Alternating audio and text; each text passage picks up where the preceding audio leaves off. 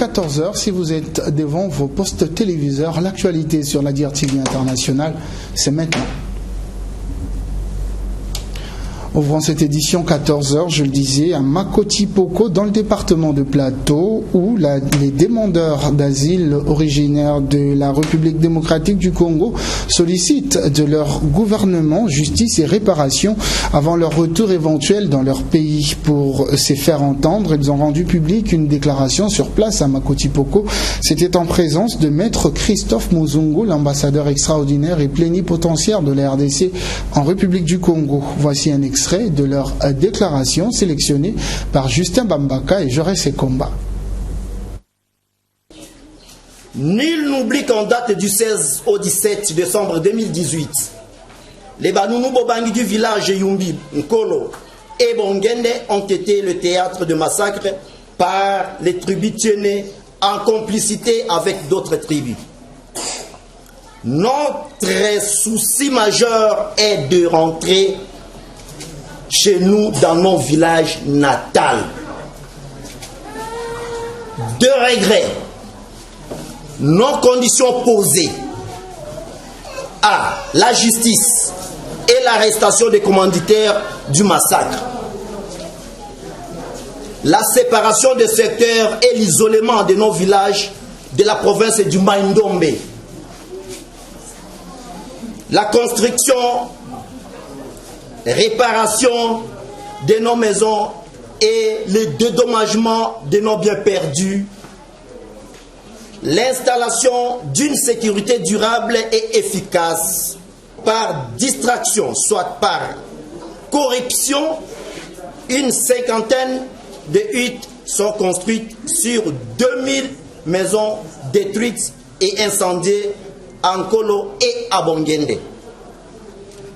Pour autant, à quand se fera la justice et à quand les commanditaires du massacre, non même connus, seront-ils arrêtés? À quand la séparation des secteurs et l'isolement de nos villages de la province du Maïndombe? À quand les dédommagements de nos biens perdus? Et sans oublier l'installation d'une sécurité durable et efficace. Sur ce, nous continuons à vous prier de pouvoir nous aider à cette situation pour notre rapatriement. Dans un autre registre, le cluster Salangolo de Madibou a tenu son assemblée générale constitutive. C'était ce lundi sous la présidence du directeur départemental de l'agriculture de Brazzaville. Au terme de cette assemblée, un comité de gestion de 3 membres a été mis en place, tout comme une commission des contrôles et des vérifications composée de 2 membres qui a également été mise en place. C'est un reportage de Théodore Baloussa et Michael Massamba. Madame Nanite Lamio est élue présidente de Salangolo. C'est Joséphine Nanite Lamio qui a été élue présidente du comité de gestion de cluster Salangolo. La candidate unique a été élue au terme de l'assemblée générale constitutive du dit cluster, dont les travaux ont été dirigés par Ephraim Ipemba, directeur départemental de l'agriculture de Brazzaville. L'heureux élu, qui aura pour secrétaire général Valdim Bachi et Yacinthe Ngamba aux finances, a dévoilé ses ambitions à notre micro juste après son élection. Mes impressions, c'est que je n'étais pas surprise parce qu'il y a longtemps que je travaille avec les groupements. Surtout les week-ends, je suis souvent au village avec eux. Donc je ne pouvais être président de ceux-là. Donc je suis ravi. Je saurai comment les gérer. Les moyens, c'est l'aboutissement du projet. Quand les producteurs vont produire, nous aussi on sera à mesure de faire des bons jus. Une commission de contrôle et d'évaluation de 2 membres a été également mise en place.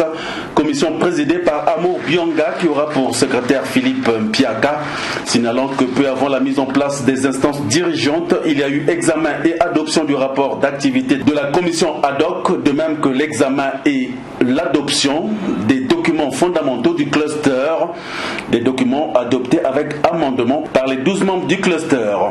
Nelly Françoise Comte, experte chaîne de valeur fruits, légumes et plantes, nous dévoile ici l'objet de ces retrouvailles. Nous sommes un peu à mi-chemin de la démarche qui a été proposée, c'est-à-dire nous avons démarré par un état des lieux de la chaîne de valeur fruits et légumes et ensuite nous avons organisé des tables rondes pour essayer d'analyser les problèmes qui ont été décelés au cours du diagnostic et à partir de ces problèmes des projets ont été élaborés.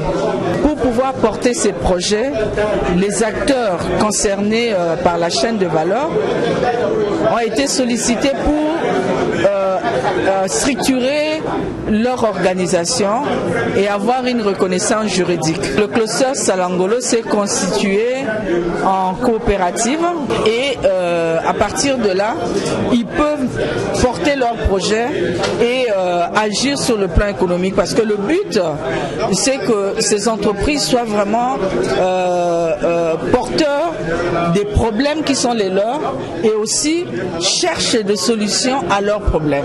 A noter que les droits d'adhésion au cluster Salangolo, dont le siège provisoire est basé au sein de la société FPLA Bayo, sont fixés à 100 000 francs CFA, les cotisations mensuelles étant fixées à 10 000 francs CFA. C'est quel groupement Maboukou?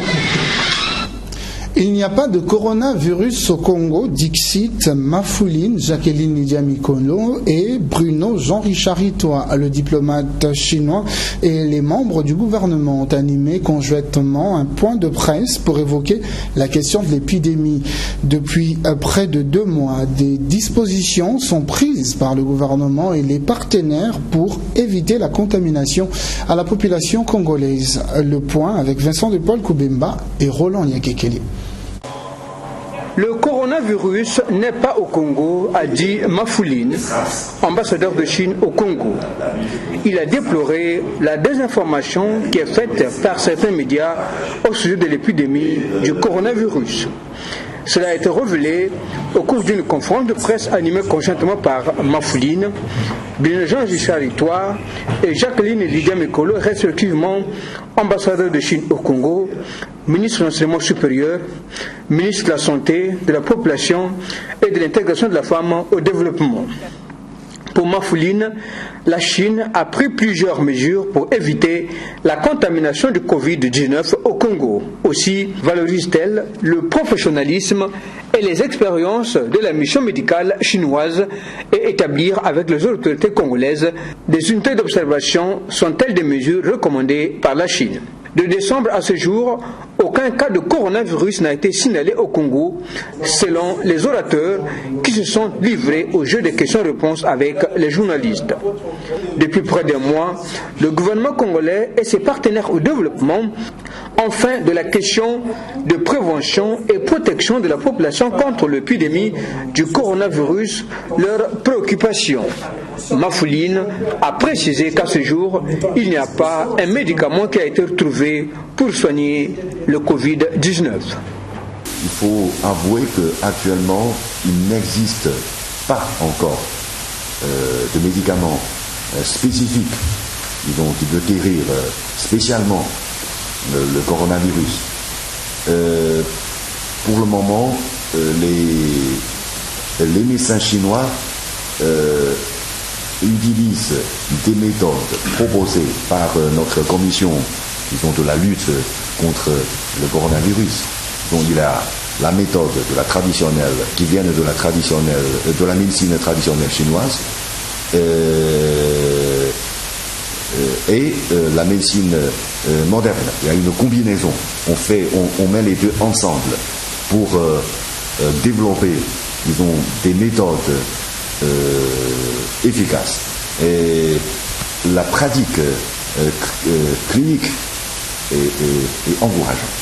Pour Jacqueline Lydia Mikolo, la mesure de confinement est appliquée par le gouvernement congolais. Il s'agit ici d'un confinement. Ceci se fait dans le strict respect du règlement sanitaire international auquel notre pays a adhéré et nous avons des points focaux ici dans ce pays. Nous travaillons avec l'OMS dans ce sens. Les recommandations à ce niveau sont claires. Pour toute personne à risque de pour le Covid-19, il est recommandé aux États membres, premièrement, de recueillir des informations sur la personne afin de déterminer le niveau de risque pour le Covid-19. Les informations doivent inclure les symptômes, les voyages, l'exposition à toute personne infectée par le Covid-19, l'exposition aux établissements de santé et les détails sur la façon de contacter la personne. Pour Bruno Jean-Richard Itoa, la situation des Congolais résidant en Chine est prise à bras le corps par les deux gouvernements.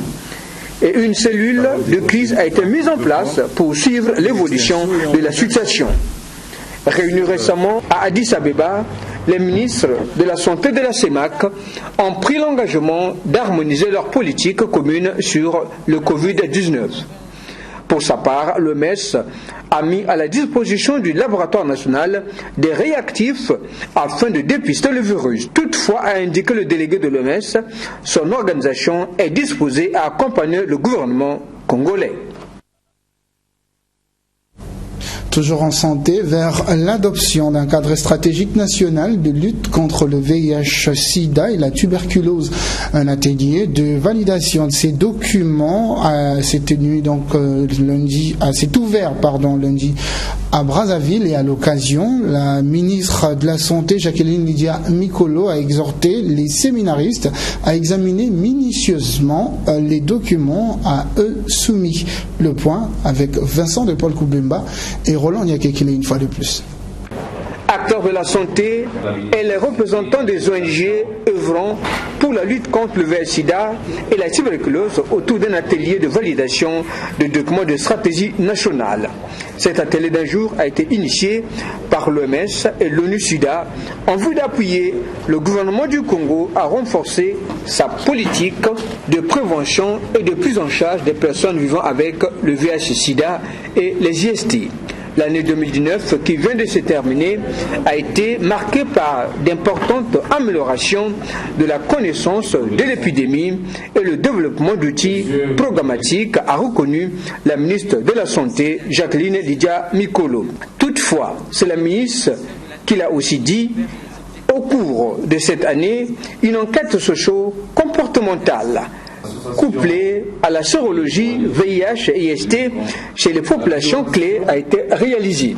Tous ces documents en examen ont été élaborés avec l'accompagnement des partenaires du Congo. Ils sont en cohérence avec le PNDES 2018-2022 et le PND 2018-2022. La situation du VIH reste très préoccupante dans deux catégories vulnérables des populations. La première, les populations clés, que sont en particulier les hommes qui ont des rapports sexuels avec les hommes et les professionnels du sexe. Et la deuxième catégorie, les adolescents et les jeunes de 10-24 ans.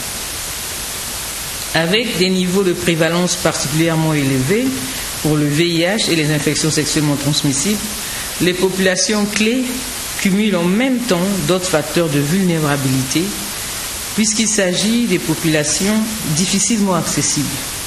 Les adolescents et jeunes de 10-24 ans représentent 31% de la population générale, avec une dynamique d'augmentation au fil du temps. En effet, les jeunes de 15-24 ans contribuent à environ 29% aux nouvelles infections. Chez les filles, elles représentent 4 fois celle des garçons, avec une hausse exponentielle depuis 2012. Pour Jacqueline Demikolo, la féminisation et la juvénilisation de l'épidémie du VIH persistent au Congo et risquent, si l'on y prenait garde, de compromettre l'atteinte des objectifs de développement durable. Pour leur atelier, plusieurs documents sont sur la table. Plan de stratégie nationale de prévention du VIH-Sida chez les adolescents et les jeunes Période 2020-2024, plan d'accélération de l'atteinte des cibles vers les objectifs 90-90-90 de 2020 à 2024, plan d'accélération de l'élimination de la transmission mère et enfant du VIH et l'accès au traitement chez les enfants infectés par le VIH. Des documents soumis à la sagacité des séminaristes en vue d'être validés.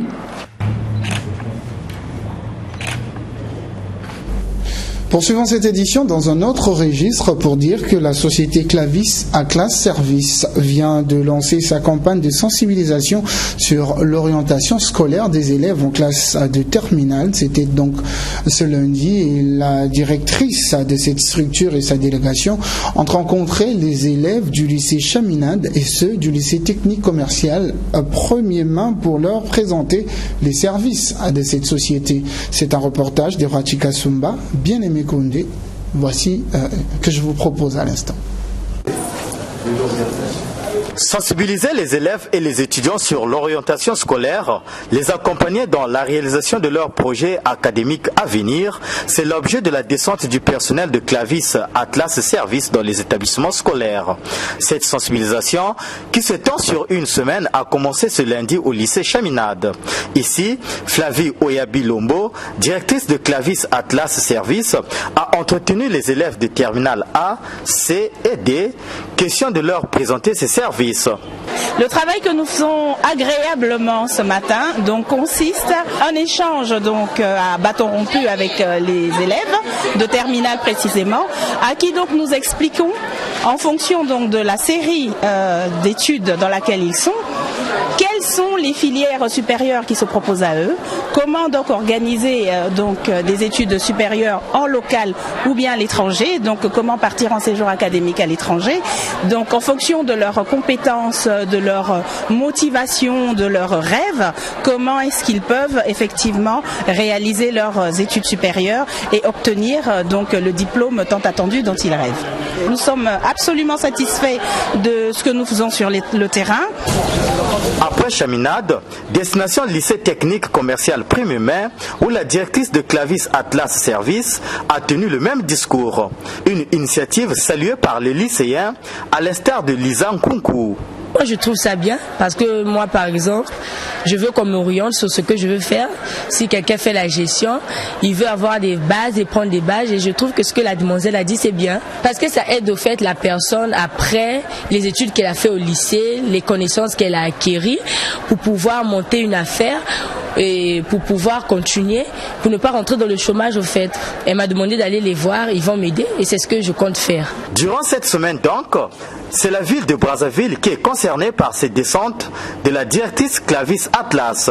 Début mars, elle mettra le cap sur Pointe-Noire pour le même exercice de sensibilisation sur l'orientation scolaire. Après, elle descendra dans d'autres localités de l'Interland. Et puis s'approprier le concept de convention de 1972 et celle de 2005 qui aideront le Congo à inscrire davantage des sites et d'éléments sur les listes du patrimoine mondial de l'humanité. C'est l'objet de l'atelier méthodologique de renforcement des capacités pour une meilleure connaissance des conventions de 1972 et 2003 justement au Congo qui s'est ouvert ce lundi dans la capitale. Les détails dans ce reportage de Justin Bambaka. Avoir une maîtrise des concepts de la Convention concernant la protection du patrimoine mondial culturel et naturel et la Convention sur la sauvegarde du patrimoine immatériel culturel, qui demeurent malheureusement peu connus, alors qu'ils permettront d'aider le Congo à inscrire davantage de sites et d'éléments sur la liste du patrimoine mondial de l'humanité. C'est ce à quoi s'attellent dès ce lundi les participants à cet atelier méthodologique de renforcement des capacités pour une meilleure connaissance des conventions de 1972 et de 2003 au Congo. Un atelier qui revêt un caractère très important en termes de connaissance de ces deux conventions. Le Congo n'a encore aucun site culturel sur la liste du patrimoine mondial de l'humanité et aucun élément sur la liste représentative du patrimoine culturel immatériel de l'humanité. L'inscription sur la liste du patrimoine mondial de l'humanité est un label qui dynamise le tourisme, l'économie locale, contribue à créer des activités connexes, génératrices de revenus pour les populations. Cela s'avère nécessaire et indispensable pour le Congo, dans la mesure où nous voyons inexorablement tomber en désuétude une partie du patrimoine matériel et immatériel. On peut citer le port négrier de Luango, mais l'isolo, etc., mais aussi le Québec, la vannerie, l'artisanat et aussi certains festivals qui méritent d'être connus et valorisés. Il faut reconnaître toutefois les efforts consentis par le Congo dans la préparation des dossiers d'inscription de Mbé et de la rumba congolaise. L'Afrique, il faut le dire, recèle un patrimoine riche et varié, matériel et immatériel. Malheureusement, le diagnostic fait ressortir une faible représentativité de l'Afrique en ce qui concerne les biens inscrits au patrimoine mondial de l'humanité. On relèvera aussi, a indiqué le ministre de la Culture et des Arts, que nombre de biens inscrits se trouvent dans la liste du patrimoine en péril. Restons dans ce domaine de la culture pour dire qu'il y a une bibliothèque de plus pour les amoureux de la lecture à Brazzaville. L'espace a été inauguré par le patron de la culture congolaise, Dieudonné Moyongo. L'accès à la bibliothèque est gratuit pour toute personne qui désire faire des recherches. Et l'œuvre est de la Maison de la Société Civile de Brazzaville en partenariat avec Adidja Kantaoui. Rappelons Armand Nsanza pour les détails. Et ma soeur, qu'est-ce qui se passe? Bonjour frère. Bonjour. Mais je te vois parler tout seul. Parce que j'ai un devoir qui me casse la tête, que je n'arrive pas à résoudre. Ah bon? Ah ouais? Ça parle de quoi? L'homme est le boulanger de sa vie, qu'en pensez-vous? Relis un peu. L'homme est le boulanger de sa vie, qu'en pensez-vous? Oh mais c'est une citation de Jacques Romain, tu le connais bien sûr. Non, non. Oh, attends, fréquentes une bibliothèque? Oui, oui. Petit scénario sur l'importance du livre par les élèves, ça vaut la peine. Beaucoup de romans.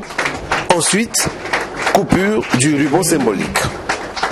C'est la bibliothèque de la Maison de la Société Civile de Brazzaville qui vient d'être inaugurée par le patron de la culture congolaise, Dieudonné Moyongo. Près de 3000 livres sont rangés dans différents rayons pour l'instant, car le projet prévoit 10 000 ouvrages à disposer d'ici décembre 2020. L'accès à la bibliothèque est gratuit aux enfants, élèves et étudiants qui peuvent fréquenter ce lieu pour la lecture et de recherche. Selon le constat fait à Brazzaville, pour consulter un livre ou le lire, il faut faire recours à l'Institut français du Congo ex-CCF. Et cela pose un réel problème d'espace. C'est donc la raison qui a poussé la Maison de la Société Civile à aménager cet espace pour permettre aux amoureux de la lecture de se ressourcer. L'acte entre dans le cadre du renforcement des capacités intellectuelles de la Maison de la Société Civile de Brazzaville, puis accompagner les pouvoirs publics dans l'œuvre de construction du pays. Le livre a toujours sa place dans notre société malgré l'influence des réseaux sociaux et Dieudonné Moyongo en est conscient. Les écrivains vont toujours écrire, les maisons d'édition vont toujours exister, le livre physique ne disparaîtra jamais. C'est un moyen de communication qui reste d'actualité, un moyen de communication important. Vous savez que le ministère de la Culture et des Arts est le ministère de la mémoire. Et il y a plusieurs choses qui constituent la mémoire. Les structures documentaires et les musées constituent la mémoire d'une nation. Donc pour le ministère de la Culture, qui a la responsabilité de créer et de gérer les structures documentaires, il était tout à fait normal que nous soyons là. Donc nous sommes satisfaits de constater que la Maison de la Société Civile aujourd'hui a une bibliothèque. Et ceci augmente l'offre en matière de structures documentaires dans la ville de Brazzaville. Et le ministère de la Culture, justement, a l'obligation d'assister les ONG, les associations qui créent les structures documentaires. La bibliothèque a bénéficié d'un apport de Khadija Tantaoui, coordonnatrice des ONG marocaines, qui a offert un lot d'encyclopédies à Cefas et Wangui le 25 janvier dernier au Maroc. Triple événement pour la jeunesse catholique. Nous sommes là en religion. Il s'est retrouvé à la paroisse Sainte Rita de Mukondo les dimanches derniers pour célébrer à la fois la 9e journée catholique de la Bible, la 13e édition de la journée nationale de la jeunesse, ainsi que la clôture de la 7e édition du forum diocésain de la jeunesse de Brazzaville, tenu du 21 au 23 février en cours. C'est un reportage de Michael Massamba et Vincent de Paul Koubemba.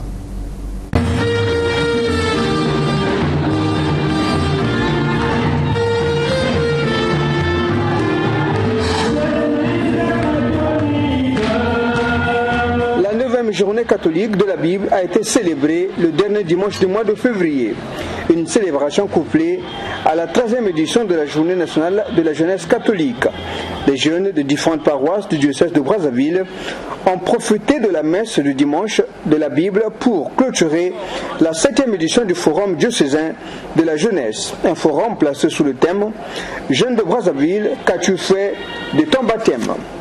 et qui s'est tenu du 21 au 23 février 2020 à la paroisse Sainte Rita de Mukondo. Les jeunes ont été exhortés à être saints et parfaits comme le Seigneur en se référant au livre de Lévitique, chapitre 19, verset 2 et Matthieu 5, verset 48. Près de 160 jeunes et aumôniers ont pris part à ce 7e forum diocésain des jeunes qui a été sanctionné par un communiqué final. L'aumônier des jeunes sous le bien fondé du forum. Jeunes de Brazzaville, qu'as-tu fait de ton baptême? On a rappelé aux jeunes leur implication de la société. Tout jeune baptisé doit être exemplaire de la société. Il doit se conformer face à ce que disent les Saintes Écritures, à ce que disent les Saintes Écritures, à ce que dit notre mère l'Église. Pourquoi une journée catholique de la Bible? Réponse avec l'abbé Urgel Eric Mabiala et le père Lucas Onana de l'aumônerie universitaire de Brazzaville. Une attention particulière est attirée aux chrétiens qui doivent être à côté de leur Bible, c'est-à-dire une familiarité avec la Bible. Souvent, cela ne relève pas trop de notre culture moderne. On a des Bibles dans les téléphones avec Android, mais on n'est plus vraiment amis de la Bible. On vient juste écouter la parole de Dieu à l'église, mais à la maison, on n'est pas vraiment friand à lire la parole de Dieu et la mettre en pratique. Donc les pères évêques nous rappellent à lire la Bible, à méditer la Bible et la mettre en pratique. Alors combien de fois faut-il lire dans la journée? Autant de fois que possible. Et en lisant la Bible, on peut avoir ce qu'on appelle parfois la lecture continue de la Bible, ou alors pratiquer ce qu'on appelle la lectio divina, qui est une lecture méditée de la parole de Dieu. Et pour vous dire que la lectio divina, on peut s'inspirer de l'évangile du jour ou d'un passage choisi qui peut nourrir la foi et nos méditations de la journée. La journée catholique de la Bible a été initiée par les pères évêques en 2011. Sport pour finir cette édition, développer la pratique du kickboxing au Congo et préparer les pratiquants de cette discipline au championnat national. C'est le but du séminaire international des kickboxing tenu à Brazzaville du 21 au 23 février également, animé par l'international malien 2 fois champion d'Afrique de kickboxing. Ce séminaire a permis aux athlètes congolais d'acquérir d'autres notions, y compris élémentaires, liées à la discipline. Evra Tikasumba et Jean Jaurès Sekomba pour le reportage.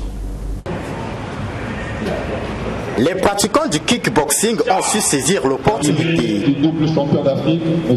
Moussa Bidira, un petit peu. Endurance, Technicité, full contact, force de frappe, c'est ce à quoi les athlètes ont expérimenté samedi avec l'international malien Guedjera Moussa, champion d'Afrique de kickboxing. Le but, préparer les athlètes au championnat national de kickboxing, mais aussi vulgariser la discipline.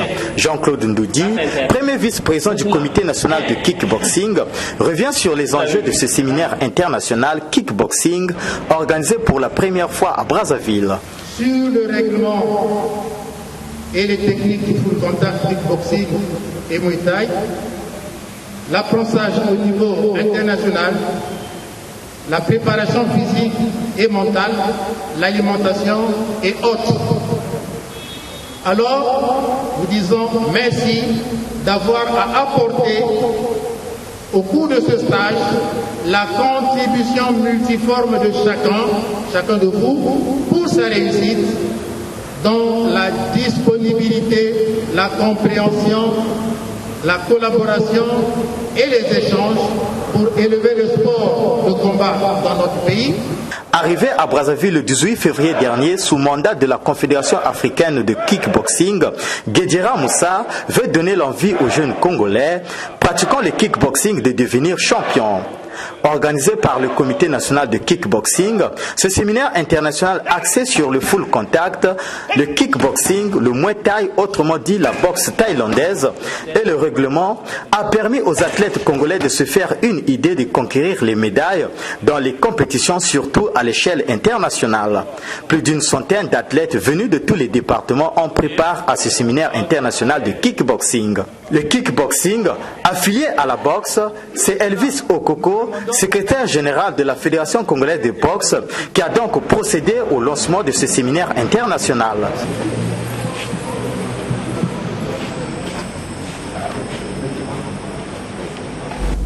Voilà, c'est sur cette note sportive que nous mettons un terme à cette édition. Merci à vous de l'avoir suivi. Cette édition a été préparée par l'ensemble de l'équipe de la rédaction de Dire TV International.